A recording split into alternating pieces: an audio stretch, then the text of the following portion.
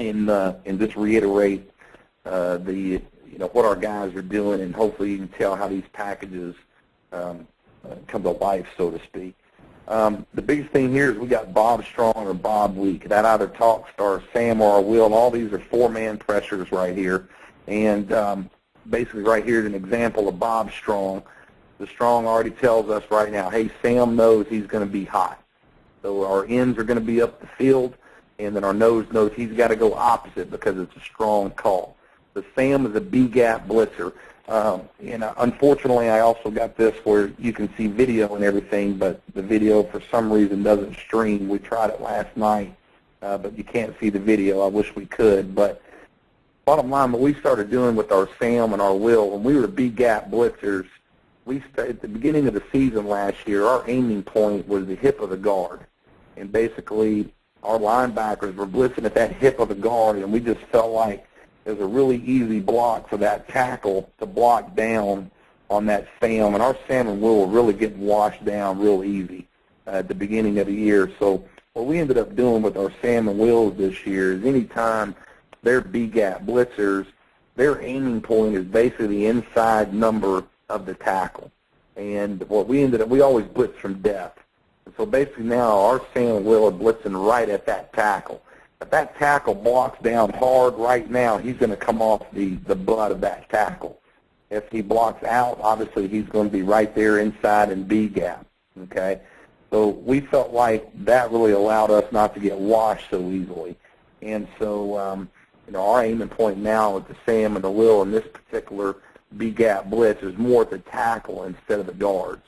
And I wish you could see the videos because it really proves the point. But we really felt like we've become more of a spilling team, and this allowed us to, if we're getting a heavy down block by that tackle, that Sam's or the Will's just going to come right off his butt. We feel like that puts that backer in a better position to spill.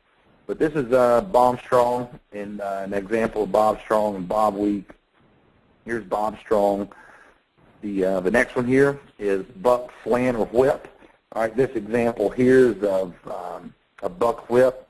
Hopefully, put this spotlight on here. This is buck whip, and the whip tells our defensive line, hey, you're slanting weak. We would have a rip call here. We're slanting weak, and this right here, buck whip, our Sam knows right now he's going to be the blitzer. Kind of the same thing that we were talking about with the Sam on the tackle.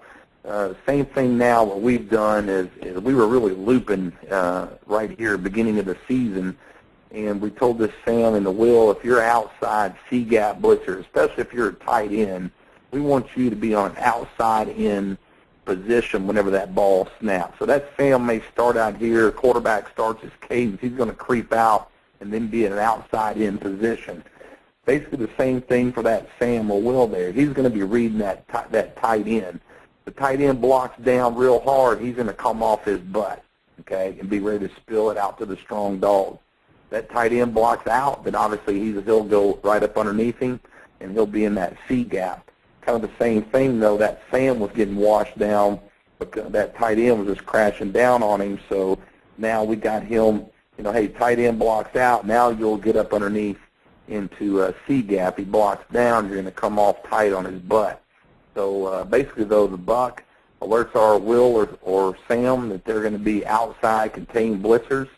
If it's the run, obviously you're a C-gap blitzer, and now if it becomes a pass, then you're going to contain the pass. This is an example here of buck whip.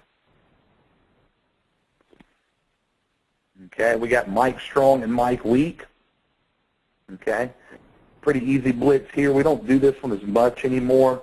Probably the main point here is that we want our Mike to be inside out, running to the ball player. And obviously whenever you blitz him strong and weak a lot here, you end up, basically losing him or telling him which way to go.